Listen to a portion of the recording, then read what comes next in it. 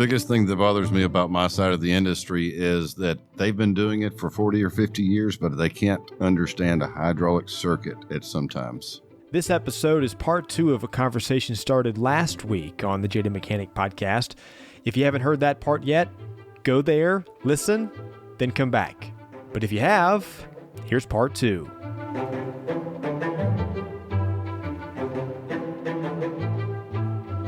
They do not Same know, thing on my end. Yeah. like they It's know electric. about repair kits and certain things to look for, bulletins, things that ATRA puts out, stuff that's in the ATSG manual, updated handbooks, information that is there. But it's the simplest questions that I see that get posted. And I'm like, did you go to the manual first? Did you look through? Do you have access to all data? Do you have access to any type of service information to try to get there before? Because if we try to talk about this over the phone, it's going to get really hard. Like even in a comment section, going back and forth. And I did it with another major supplier that was a part of the helpline and the physical shop. 2 units back to back, both acting the same way. But hey, we're sitting here looking at the one in the truck. I'm like, I don't think it has anything to do with the transmission. Under wide open throttle, it'll stay stuck in first gear and bounce off the rev limiter. But I'm sitting here looking at the data, and I made a video on it. I don't know the end result to the vehicle because it got so in depth that it's out of our hands unless we're there. We can only give as much as information as we can. But what we require is that you have gone through the full diagnostic process before you ask a question. You have reached your limit of your technical knowledge, and you have gone through the service information to determine what possibilities can be happening here before you even ask a question. That's what I feel. So that's where I came from all these years ago in the groups that were started up with a lot of DIYers, was that there was no effort made from a diagnostic standpoint. And that's what it goes back to for me, is it's like, if you come to me, at the end of the day, I say DIYer, but if you're a really sharp DIYer and if you've tried some things and done some tests, I'm going to help you, man. It isn't at the end of the day, well, you're not in the boys club, so piss on you. That's not what it's about. It's about the fact that I want to see some effort. Because then if I want to see some effort, you probably will respect what I have had to do because you've done it as well. You know? Mm-hmm. And that's what it comes from for me. If you've gone, I called you out a long time ago. Not really called you out, but I made a comment. You love your power probe. That's not my tool. Oh, I love it. Yeah. And I'm like, you went and tested something and I put right in the comment, so you unplugged it and you touched the tool and it shows you got a power there, but do you really, Chuck? And here's the thing. Now, knowing you better now, you understand loaded tests and all that kind of stuff, and you trust the audible. My hearing's so shot, I don't trust it, right? But now, look at you now. You've gone and built a tool. So that's the wild thing. Yeah. Is until 2 years ago, I always trusted the audible. Yeah. And not until discussing it more with Cody, 2 years ago is when I became load king. Yeah. Everything gets load tested. Yeah. Load test everything. Yeah. Because you can't trust any other source to know that you have complete power or complete ground required for that circuit. Yeah. And 2 years ago, I did not believe that was not a normal regimen of my diagnostic process. Mm-hmm. Now I'm building load cages. Yeah. But that's the change that I saw in my own process. And the way that most technicians can better themselves is to change their process. And now it's load testing is king. Cody and I have been friends for 10 years. Cody's the one that put me onto that. Yeah, he is. And again, because it's like at one point I was just a dumb person in there that had made a lot of mistakes, but I was always trying to learn better. We all were. Yeah. And so for him to be able to guide you, I feel like in a roundabout way down the family tree kind of thing, I've helped what I have shared with Cody or Cody shared with me get to you. And right. I think that's pretty awesome. It is awesome. That's the power of this platform. Yeah. Yeah. We're not out here to to somebody that's on the platform that maybe we don't completely align with. We're not here. This is not like a group that we're out here trying to change everything and attack the people that are not in this room right now. That's what I've come to find with TikTok. And I've come to find with back to her video, Vermilion. It was never about trying to attack her, right? It was just a situation of I got triggered by a word, but if all of us in the platform could like dial that back just a little bit to where it's like we don't immediately jump down Robert's throat. The punching bag. Right? I used to have more patience.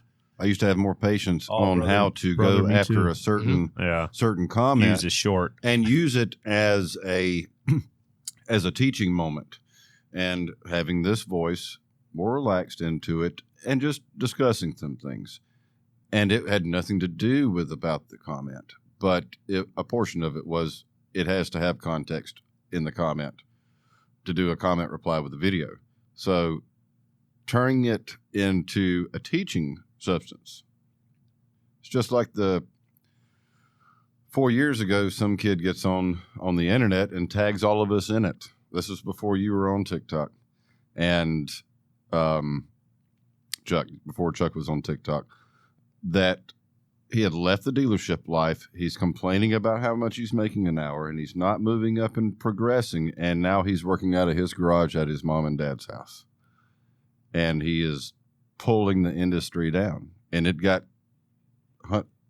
probably 500,000 views at the time when everybody was kind of going viral over a hard subject. And it took me 3 hours. 3 hours. Now it takes me days. I have to come down. I have to think about it. You felt like it wasn't bringing the industry down, or That it was. Yeah. I'm Because with you on that. it was entirely false. His subject, his situation could have been rectified a different way by getting him in contact with the right people like us and getting him involved into the industry. And there are people that are there to help, that do care, that are doing the right thing to help change it. So the upcoming guest that I haven't had a chance to schedule with him yet because we're leading up to this is Drac. Yep. Right? Yep. Now, like, it's so funny, the algorithm, and like I said to him when he posted that, it popped up there. Like when he tagged me in the Jaded Mechanic podcast, I'm like, I made the response. I was wondering what happened to you. Right. You see his videos. Yeah, used They to see him disappeared. as at a Nissan dealer, and it's like, because I'm not that far from removed at my stint at the Nissan dealer. So he's out there working on some stuff that I've been through and all that kind of stuff. And, and I'm like, what happened to the guy? And then I see he's another casualty of this industry. Yeah, and you know what's wild is we're in, multiple Snapchat groups and stuff like that. And at one point, me and Brandon were in a group with 3 other techs that have now left this industry. And again, like Brandon said, I've only been doing this for 2.5 years, the TikTok thing. I've only had Snapchat for like 2 years. Yeah. So, and it was, the TikTok mechanics that got me into it. But those 3 guys that were in this big group with us were in a separate group where it was me and these 3 guys. And we started this group as 4 mechanics. I'm the only mechanic left in that group. Isn't that crazy? All 3 of them out of the industry. One was Yeah. independent, Drac was dealer, and another owned his own shop. And I was getting frustrated a lot with the constant, hey, what's going on? What do you think about doing this? And it was more time consuming to go back and forth over the phone. And it finally took a toll on me, and I snapped. I snapped on 2 of them. And then finally I'm having a conversation with one of them later, which is Drac, and his name is Eric. Okay.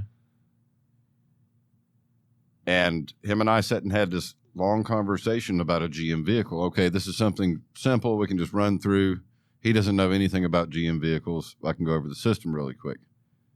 And I asked him, I said, so have we done fuel, fire, compression? Something simple, basic. And he said, I have never in my entire career heard that term.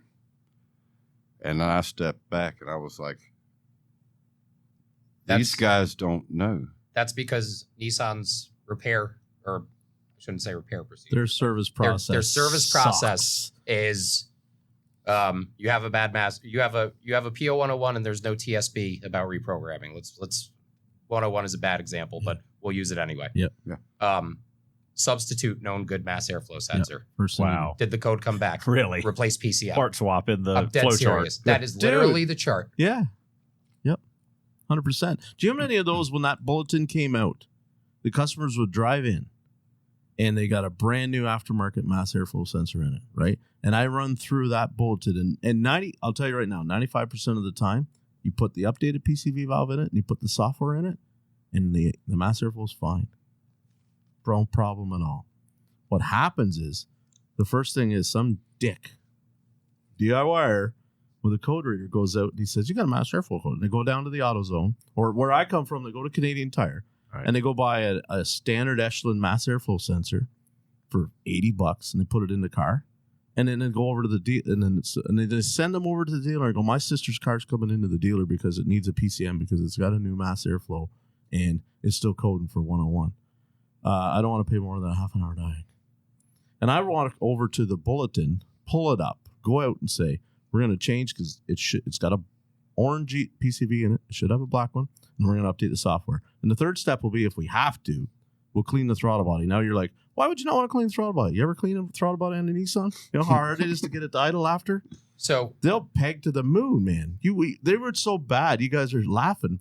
We in the dealership would see it happen. And this is a dealership, OE Tools. You used to sit there and rev at 3,000 RPM and idle, and you'd have to start unplugging coils to bring the thing down so it would can learn. relearn the idle speed. that's wild. Isn't it? You're thinking They're of- such a well-engineered car. It's incredible. You're thinking of another TSB, which it goes to show how well engineered they are. So I didn't even know about the PCV one. I'm Yeah. talking about the Mass Air one. There's a updated Mass Air that gets replaced Yep. for the PO101, and a new ECU part number, which Yep. is the software number for it. That goes with the new Mass Air. If you don't do that PCM update, the Yep. car's not going to react with the new Mass Air correctly. Right. So it always drove me nuts going back to the DIY where they think because of one little code that they all of a sudden they should devalue what I do. They should be like, get a free pass to pay for a diagnostic process because some $50 code reader told them something. They think they're an expert. They think they're me. You're not me. I'm understanding where you're coming from more now. I understand you as at the dealer, the DIY coming in trying to diagnose. I deal with a different kind of DIYer in my Sure, because of the car brand, right. It's a little more of an enthusiast. I don't know if it's the brand. I think it's how the audience comes to me versus how they come to you. They come to me seeking information, help, a lot of times in desperation. For you, they came thinking they already figured it out, and you're the guy that's going to try to bone them. Yeah. So I think it's a different perspective how they look at you versus me in those scenarios, and the attitude they approach you with is different, and then how you react to that attitude they come with is different, because most of them are coming to me asking for help, not expecting anything from me. When they come to you, it was, I need help, and this guy's out to get me. Y'all want to know what the customer was that changed my path?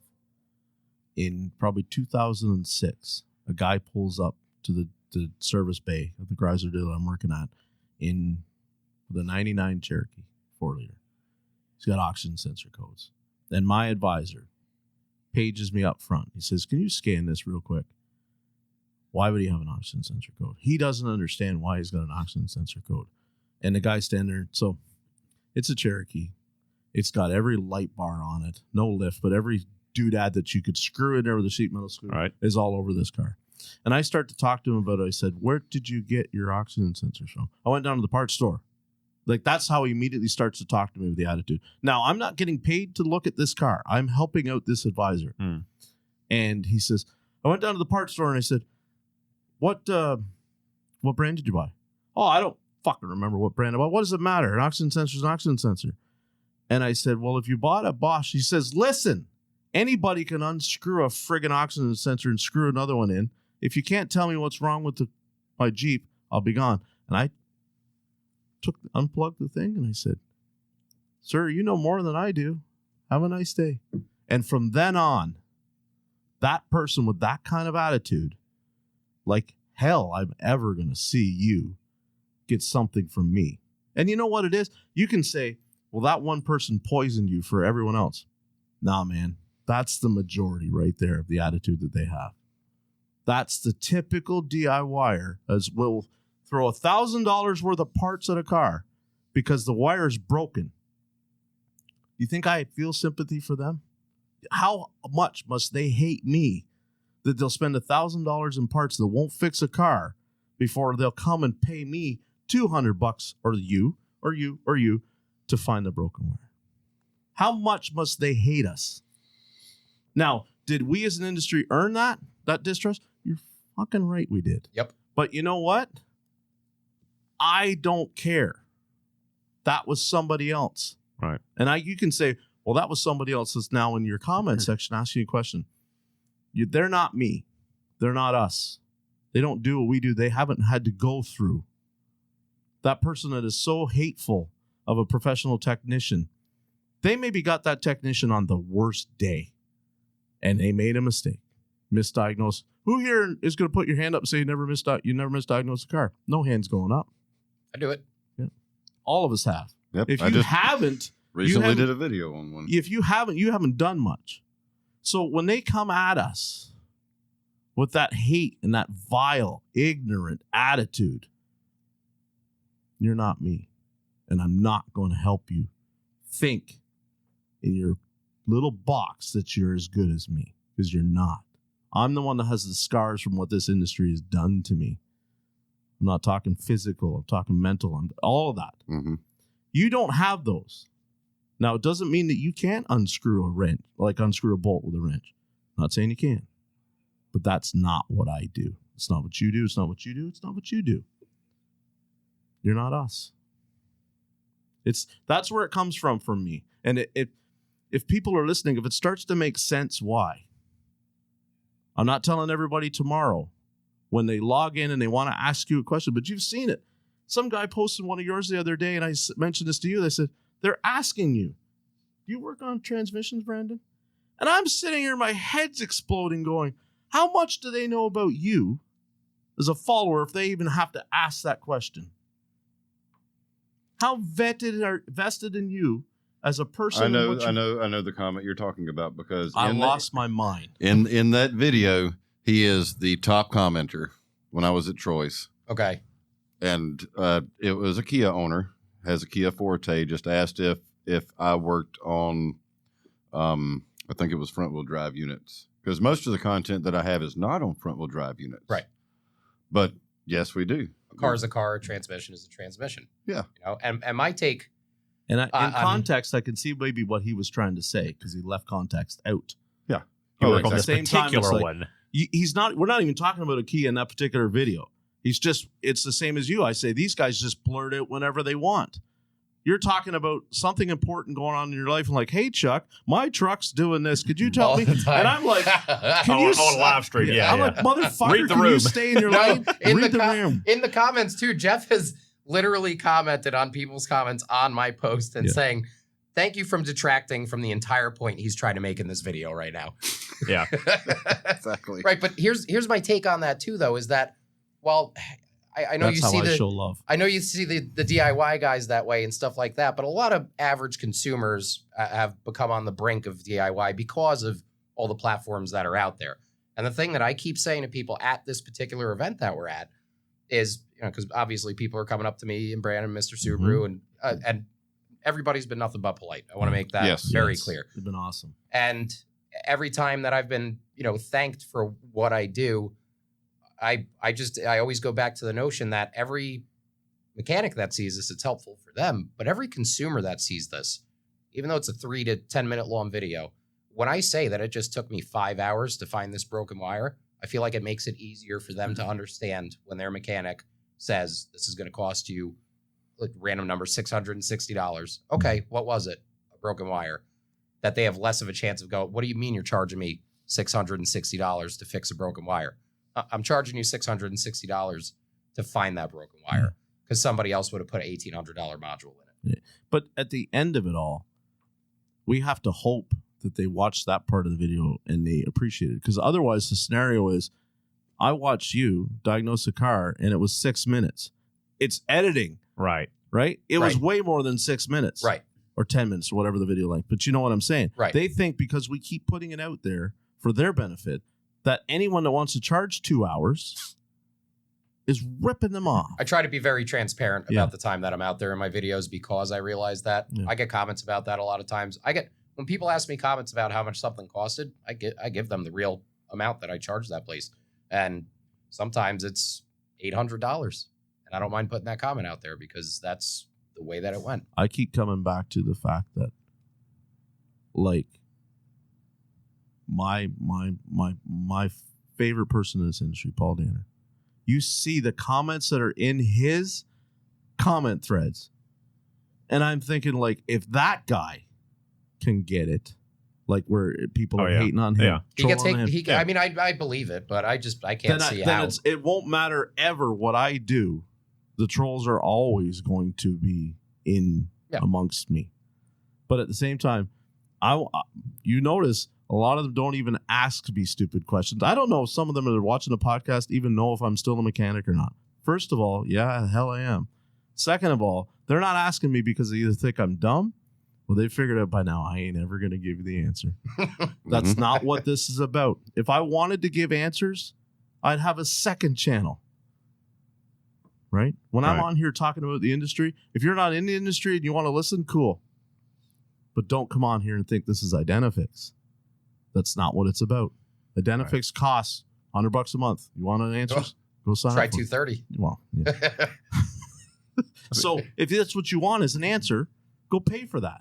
Right. Yeah, and I'll get people that say that, hey, can I Venmo you $5 right quick just to ask a question? And I've gotten somebody to Venmo me or PayPal $50 to ask a question, and I don't respond. Well, yeah, if you try to judge my value on your own and offer me $5 for information, you're way less likely to get it than if you just ask for that information and don't try to pay me $5. Yeah. Yeah. There's only one question that I've ever answered for $5. And it was one of my first followers on TikTok. And he brought his ZL1 Camaro in because he couldn't get an answer from the service drive. He couldn't get an answer from my wife because she didn't know. The service manager didn't know. And they tried to look through the owner's manual and the sublet manual that comes with the vehicle as far as their first oil change or any services that may be due. And Toby had told me about the conversation with the consumer. And then we come home and we're sitting there eating dinner, and all of a sudden I get this either Cash App, Venmo request, and I see who it is, and it's got his name on it. I'm like, this sounds like the guy that you're telling me that you had a conflict with, or not a conflict, but a question being asked as a consumer in the service drive. And I was like, is his name Chase? And she said, yeah, that's his name. So I answered the question. I said, I don't care what the manufacturer tells you. Do a break-in service 500 miles on the rear differential, because I bet you if I pull the plug on it, it's going to be full of break-in material, clutch material. And sure enough, he brought it into the dealership. He came and shook my hand, and I showed him. And when I pulled the drain plug out on social media, over 3 million people saw it within 1 hour. And it was full of metal. And I said, I don't care what the manufacturer tells you. I don't care what's in your handbook. Break-in oil still goes into effect. I don't care if it's 1980 or 2024. Yeah. Pretty cool, man. Yeah. Honestly. And now he's friends. Yeah. He's been over to the house. He's came over. He came over this 4th of July, and he's brought his Camaro. If it's something out of his scope that he can't do, he can't go to charm.ly to find information for DIYers that's free to the public there, then he'll bring it to us. That's awesome. It is pretty cool. Now, how many people immediately jumped in that comment thread and said, what a piece of shit. Of course. That's the internet. Yeah. That's what would drive me nuts. Yeah. So back to what Chuck was saying earlier about people appreciating what he does through what he's showing them. I've found that out, that there's a lot of nuts and bolts videos I do. Like, all right, we're going to change the valve body in a TR580 CVT. We're going to take the top off, and it's this many 10 millimeter headed bolts, and we're going to unplug this wiring harness, and we're going to do this, and then we're going to torque these and this pattern to this. There's a lot of those step by step, basically visual shop manuals. But then I've already started doing this series like a video I just did Sunday, the CVT and the common failure points, why they fail, how they fail, and what it means for you. And a lot of people have come on and said, well, I appreciate now why they charge what they do, or I understand what this failure is now. I understand why they're charging me this, or what they go through at the dealership, so they can appreciate. A lot of people have commented specifically that I don't work on cars. I never planned to, but I watched the whole video, and I appreciate now knowing when I go to the dealership that this is what they do, because a lot of times there's not a lot of communication between another issue between the customer, educating the customer, and between the tech and the customer. And education, knowledge is power, no matter where you're at, whether you're in the industry fixing them or you're the consumer. A smart, empowered, knowledgeable consumer is better than one that is kept in the dark. So when they can know what you're doing or why you're doing it, it helps both parties. Yeah. They have an understanding of what their money and their time is being used for, and they can appreciate more, less I'm getting jerked around for blank amount of dollars for this. What is this? Is it something they're taking in the back and not doing? Is it some kind of fluid? Are they actually testing something? What is this diag fee? When you actually show them line diagrams, and there's a certain level where people click off because it's above what they understand. But if you can show them the full spectrum, they can appreciate to the point where they can't comprehend, and then past their comprehension, then they understand, wow, okay, there is something to this more than I can even understand. So I can grasp why I'm paying this or taking this to this person. It's not just some easy fix. Yeah. Or I go into like a NOx sensor code or a specific mass air sensor code, and I bring out an oscilloscope and show the pattern, or show all these things where they're like, oh, so you don't just pull a code and the computer doesn't tell you how to fix it. It's that knowledge that they need to be given, because so much has been mystified, I guess, that you plug your computer in and it spits out the answer. And at least in my comments on my videos, long format, they're understanding that that's not how that works, that is a stepping stone to get to the answer. That trying to change, like I said the other day, getting in these, people add me to these Facebook groups of like Outback owners and this and that. And there's always that guy that takes a picture of their dashboard lit up like a Christmas tree with all the lights on. What's wrong with my car? Yep. And it's now I'm seeing finally the top comments are pull the codes, scan it first. No one can tell you anything based on this, but there's always still the guy that, oh, my gas cap was loose, or, oh, it's probably an alternator. They're just throwing shots in the dark at these people. Yeah. And then the DIY, I understand, it becomes a vicious cycle too, where their knowledge level is at such a cap that none of them know to check each other, and bad information just builds and builds, and they go in circles. And then also when you come in from a professional standpoint or a more knowledgeable standpoint and you say, hey, scan the codes, and if you're not going to help, just go off like you're being a jackass. Like, but their answer when you say scan the codes is, I'm not going to go down and pay them $80 to plug a machine in. Right. Just go to AutoZone. They'll tell you what it is. When you show them that, hey, the scan tool costs $8,000 and this oscilloscope costs $3,000, and they work in conjunction a lot of times for diagnosing this, and the wiring diagrams and the software we need and what we have to pay to get the information to even get into this stuff to start that. Hours of training that it took to even understand what you're interpreting. So I look at it this way. There's good people and bad people in all facets of life, whether you want to divide it black and white or not. So just because you have bad experience with DIYers doesn't mean there's not a ton of gracious, thankful ones there. There's levels in everything. Sure. There's bad people in our own industry that we need to call out and hold accountable. There's great people in our industry we need to rise up and learn from. My point is, I guess with the DIYers, what it's always been to me is a distraction from what I'm actually been trying to do. Right. Which I understand. Like, I get the emails all the time, and there's some that I read and I don't respond to, not out of hatred or malice. It's just because your understanding of the issue is so low that I can't really help you, and I don't have the time to teach you to get you to the point to get to the answer. There's also times where they try to send me a video of a car making a noise, and like I can't diagnose a sound through a video, through a cell phone, through an email, and I have to explain this to them. And a lot of people are fine with, they understand, but some people do get well, whatever, you're just too big to help me or whatever. And it's like, there's only so many hours in the day, and there's only so much goodwill I can give out for free. So the great go-to answer is just go to a shop. Right. Oh, I refer them to other friends' shops, or so if I can't take on the work at that point or whatever, I'll refer them to someone else or somewhere else. What's funny though is that would never be my answer. Just me being me. I'm not saying that shouldn't be your answer. I can tell. But my answer is you're going to need a fully capable bidirectional scan tool, and then maybe I can help you. Yeah. Right. You know, so like I don't have a problem. I don't know. I don't have a problem empowering them if they're going to learn to do it right. Who knows if all of a sudden they decide that they want to make a career change, become an actual mechanic. That's the other thing Right. I haven't paid enough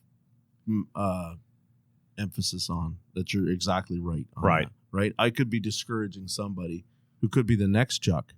Right. You don't you don't know if user the- 237489 is an 18-year-old kid or a 49-year-old man. Yeah. Right.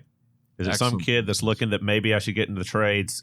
I've always liked cars. You know, if they get that bad experience asking for help, then it's like it solidifies in their mind that, all right, the industry is full of a bunch of jagoffs that are out for themselves and nobody else, that there's a lot of that out there, but we already know the industry's already in trouble. We're bleeding technicians out. The new kids aren't coming in. They've seen the issues with the industry, which the industry's biggest issue is the industry. And we all know the issues, and we can list them all out and talk about them forever, but the solving of the issues are too complex to really work out a plan an attack plan, or how we could even implement it if it's even, you know, there's even an ability to implement this stuff and create the changes that need to happen to get us to where we are with like other trades, like welders or carpenters or plumbers or electricians. The auto repair it's always been levels between the trades. And that goes back to our subject you and I talked about. You tagged me in a couple months ago, that mentorship thing. Mm-hmm. That's huge, eh? Like you mentioned your apprentices that you've had. Yeah. And then you kind of touched on, Brandon, how many of them are still doing this now?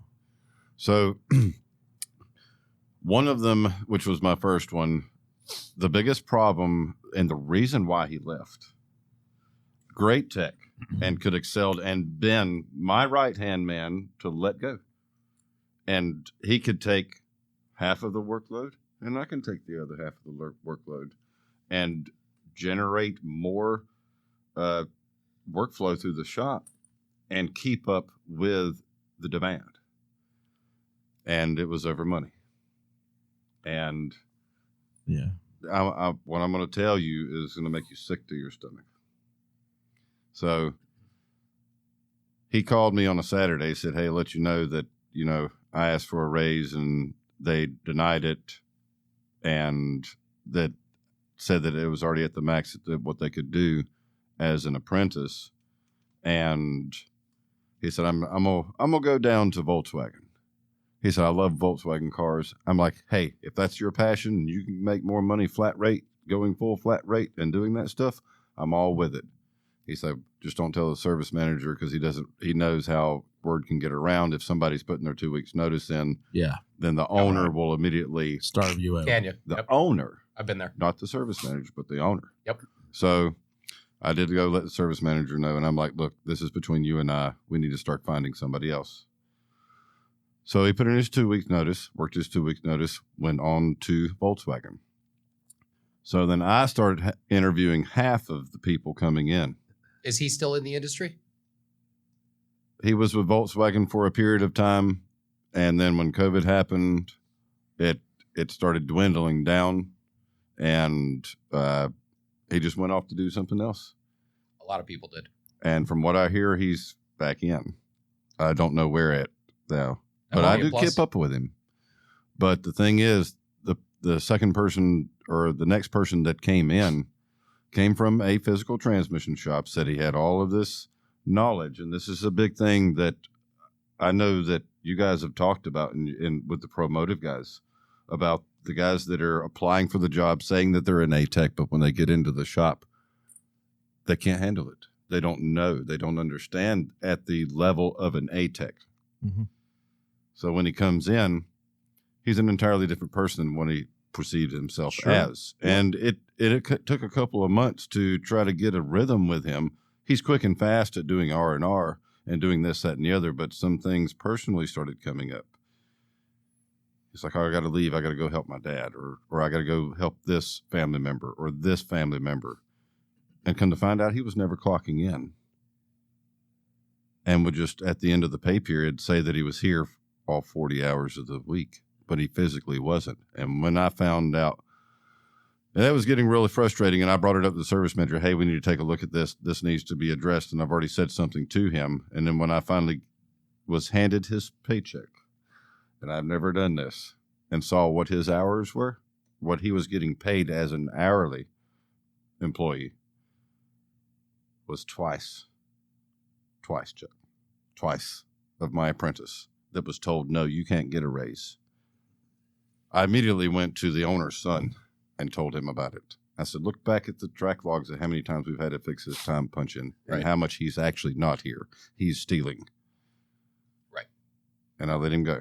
So then we brought in the next one, but I did let the first apprentice know kind of what had all transpired.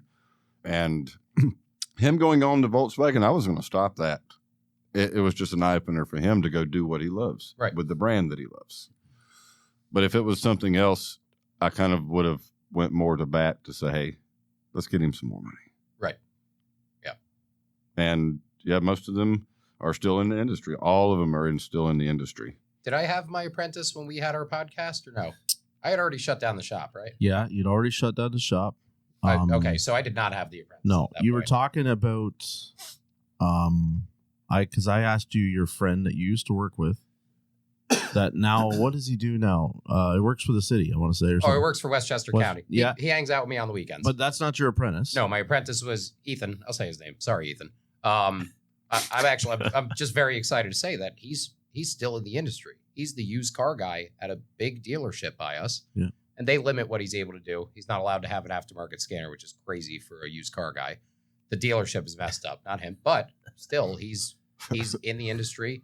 He's excelling. He's thinking about maybe going heavy duty. He's not sure, but yeah, he's stuck with it. I'm proud of him. I can honestly say that, like, a lot of my apprentices are still in.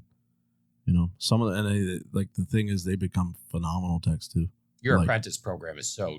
You have we don't have a program. Yeah, Canada's.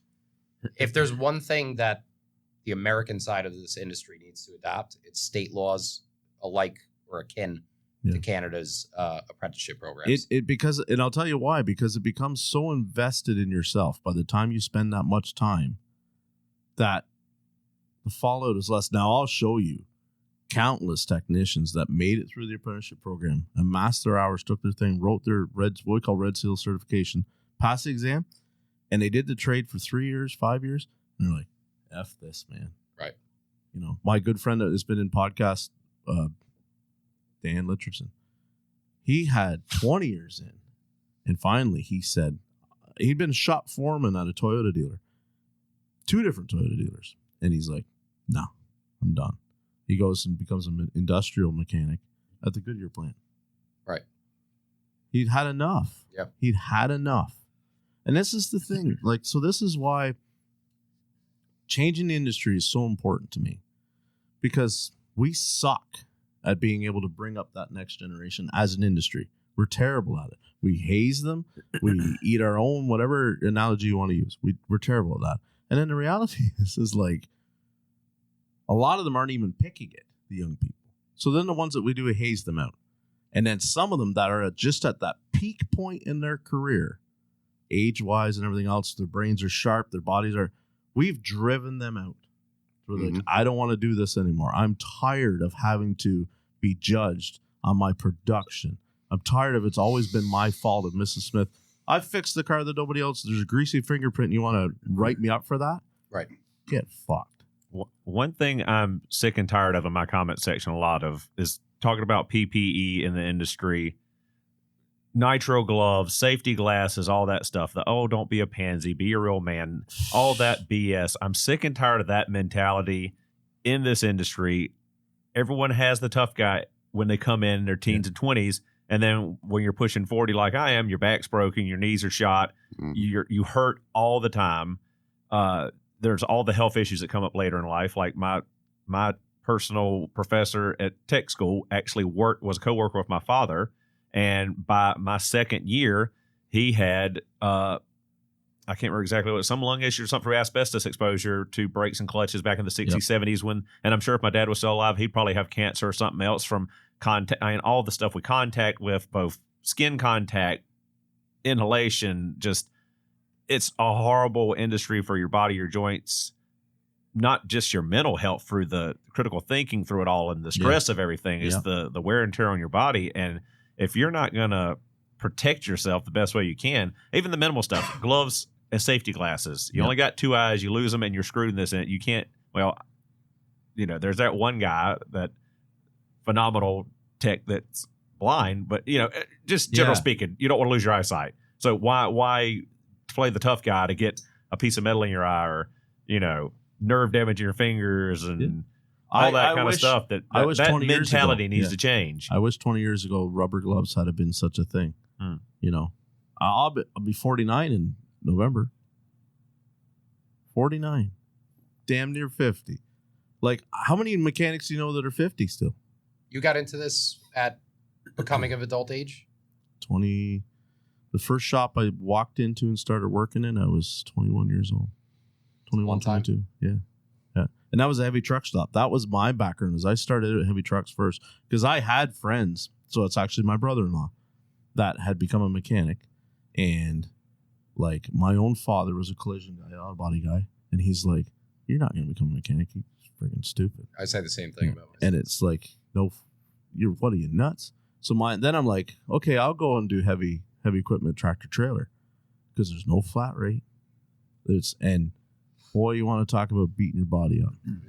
Those guys are, and like, I was a machine in terms of, like, I was young, I didn't hurt, was fit, and you're hurt now. Yeah. A minute ago I said about if my dad was still around, he'd probably have cancer or something from the industry. But the industry actually did kill my father. Yeah. He died when he was 58 years old. Yesterday was actually 20 years to the date. And he died from complications from umbilical hernia that he pulled from being the tough guy and pulling 9-inch Ford ends on his shoulders, on his back, and picking up transmission cases and being the big badass in the shop. He pulled that hernia loose and worked with it for years, had it repaired, tore it loose again. And after he was retired out of the industry it was 2 or 3 months, out on the tractor on the farm one day, came in for baling hay, felt sick, and it ended up, the hernia twisted, cut off blood supply, went septic. There was nothing they could do by the time they found it out, doped him up on morphine and let him go. So the industry more or less did take him, between the fact that his knees were shot and he hurt every day and all that, it's that mentality that I'm the macho man, tough guy. I don't need help. I don't need a lift. I can pick up this transmission by myself, and it did him in. You want to know what's scary? I got a hernia right now that I haven't had operated on. Don't wait. Do not wait. Yeah. Everybody of mine that has come up to me recently and said anything about a hernia, I tell them that story about my dad, not to scare him, but that it's a possibility. It can happen, and you don't even realize it's happened. They had no clue. They thought he was having a heart attack because he was overweight. All these things, and then my mother, of all people, said, well, what about his hernia? And by the time they caught it, it was 2 days later. He was already septic, and there was nothing they could do. So don't wait. Yeah. It can be a serious thing, something that, guys walk around for years with a hernia, or as another common issue or common injury in this industry, again, from picking up stuff that's too heavy or not asking for help. It's that mentality of that is the same mentality that's picking on the new kids and the young kids. And why are you wearing gloves? Are you miserable in your own choices that you've gotten to this point that you don't want to see the new kids protect themselves? You want them as broken and miserable as you are? Then that's the whole thing, that people see this on the outside and don't want to come to the industry. So in closing up, how do we fix that? I'll let you start. Fix it from what they see and what they think from others that are coming into the industry. How do we make it so that, like, it's not cool anymore to have that make it line cool of thinking, so that they can start to come in, other than what you're already doing or what we're already doing, which is putting ourselves out there and talking about it. But what do the people in the shops that are listening to this, what do we do to make the young people want to come in and do this again?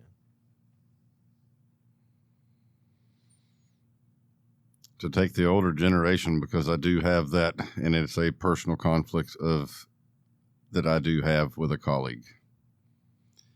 And he's had apprentices, and they've all been ASEP students, straight through the GM program.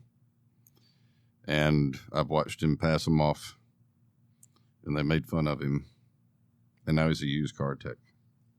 He's already graduated college, and he's got his degree. And the only thing that I ever heard from him was that he just did it so he could know to work on his own car. But now he's a used car tech. And the way that they treated him, and that he would come in late, and then the day that that tech had off and he chatted with me, I got a little personal with him.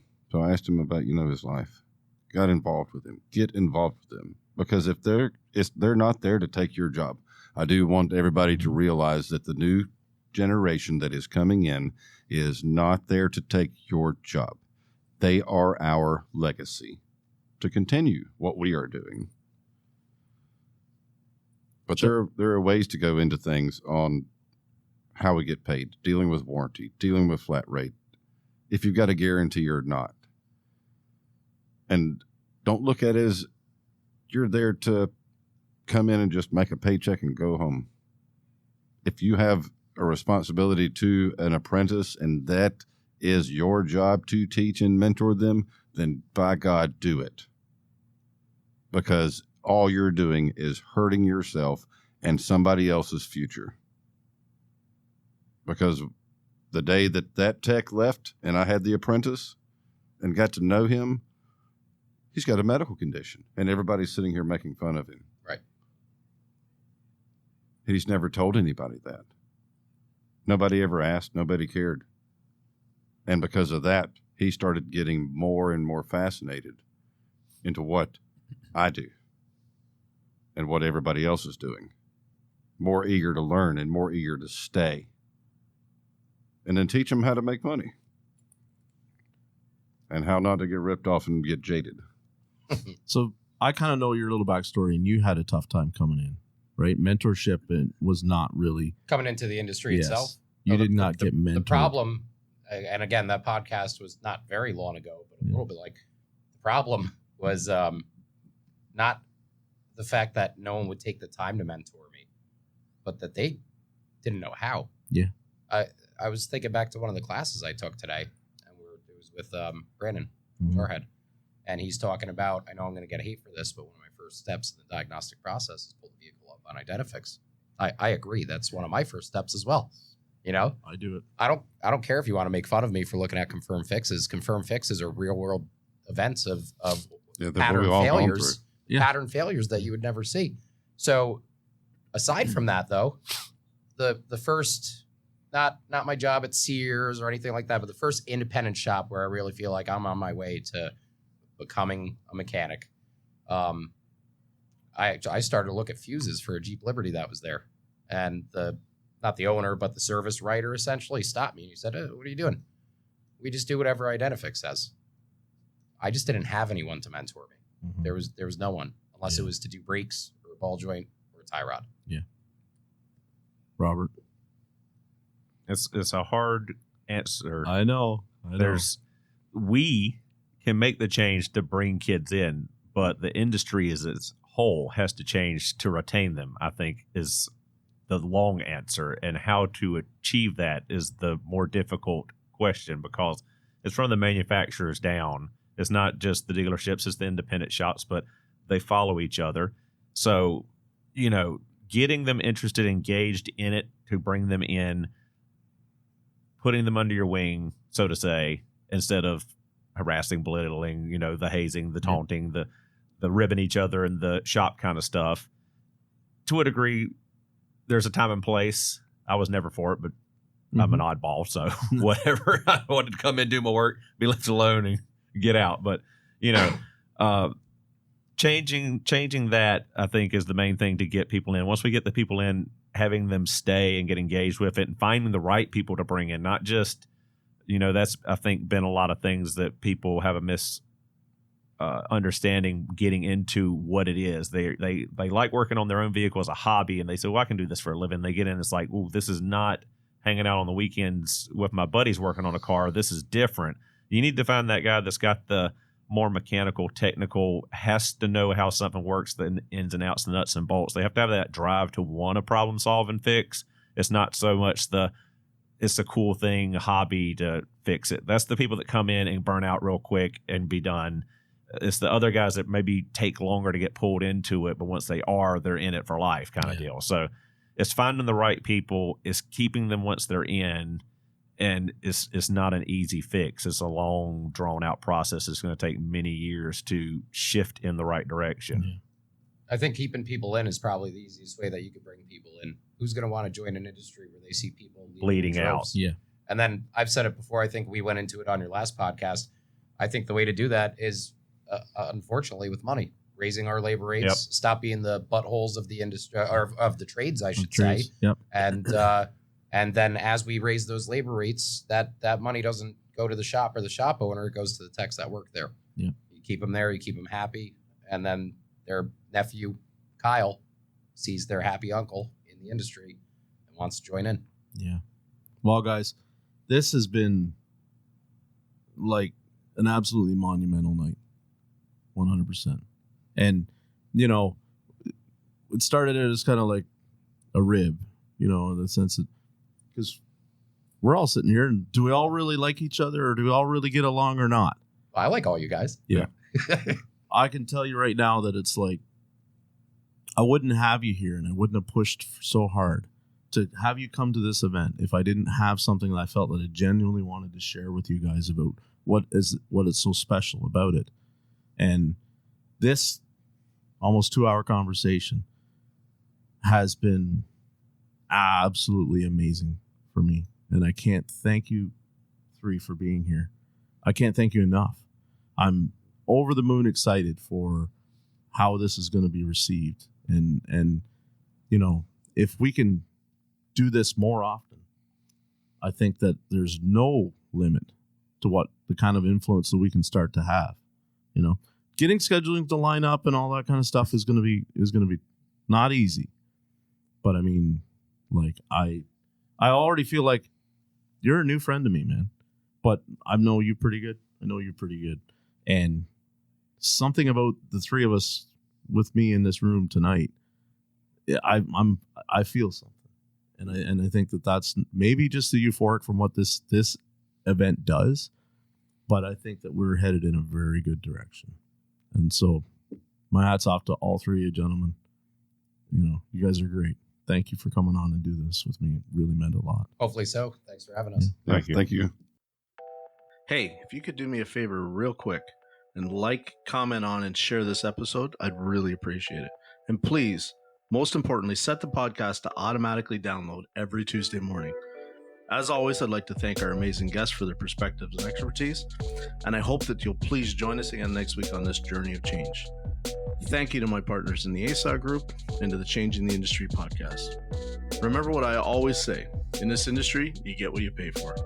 Here's hoping everyone finds their missing 10mm, and we'll see you all again next time.